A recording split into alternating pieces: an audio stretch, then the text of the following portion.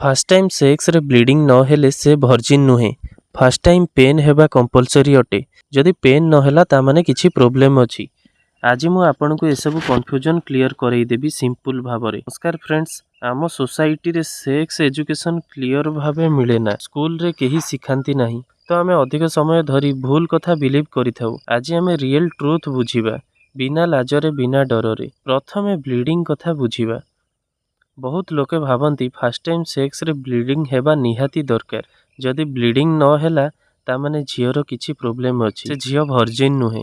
किंतु reality complete अलगा। झियो body रे एक पतला लेयर थाए जहा ता भजाइना भितरे थाए, जहाकु कि हाइमन कुहंती। एटा बहुत इजीली स्ट्रेच हेई पारे बा फाटी पारे। साइकेलिंग करिले, रनिंग करिले, डांस करिले, इवन नॉर्मल डेली एक्टिविटी कले भी यह फाटी जाई थाए। धरंतु गोटे सिंपल एग्जांपल, जदि केही झियो स्कूल टाइम रे स्पोर्ट्स खेलुची, तार हाइमन आगो स्ट्रेच हेई पारे, तार फास्ट टाइम रे ब्लीडिंग न हेई पारे, ता माने से भर्जिन नुहे। यह बिल्कुल भी सत नुहे। सबु झियो फास्ट टाइम ब्लीडिंग करंती नाही। तार ब्लीडिंग को प्रूफ भाविबा कंप्लीटली रॉन्ग अटे। एईटा बुझिबा बहुत इंपोर्टेंट। भर्जिनिटी गोटे टेस्ट नुहे, गोटे पर्सनल कथा। एबे आसंतु पेन कथा बुझिबा। आउ गोटे कॉमन बिलीफ थाए कि फास्ट टाइम पेन हबा कंपलसरी अटे, किंतु एईटा भी मिथ।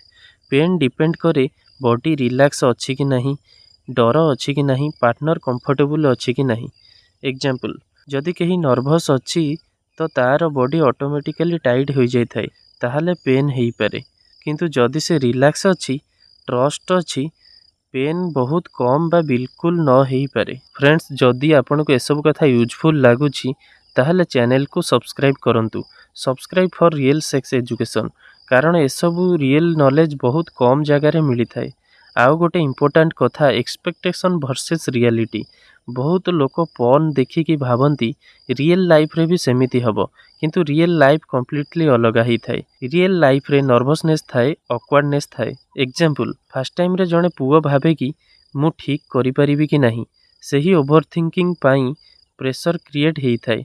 तो बुझिबा दरकार, फास्ट टाइम परफेक्ट हेबा दरकार नुह। एईटा एक लर्निंग एक्सपीरियंस। एबे माइंड प्रेशर कथा।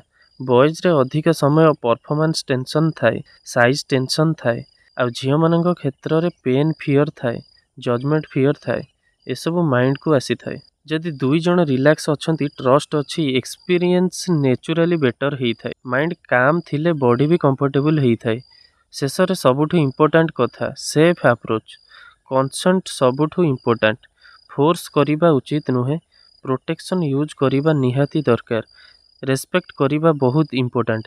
हेल्दी रिलेशनशिप पाई एसबु basic. Friends, sex education same नुहे नॉलेज। जदि आपण एसबु बुझी गले, आपणको लाइफ रो कन्फ्यूजन कम हेई जिवो, डिसीजन बेटर हबो। ए वीडियो को सेही फ्रेंड्स मानक सहित शेयर करंतु जिए निजे आज भी कन्फ्यूज अछि। And don't forget to subscribe for real sex education. See you in next video.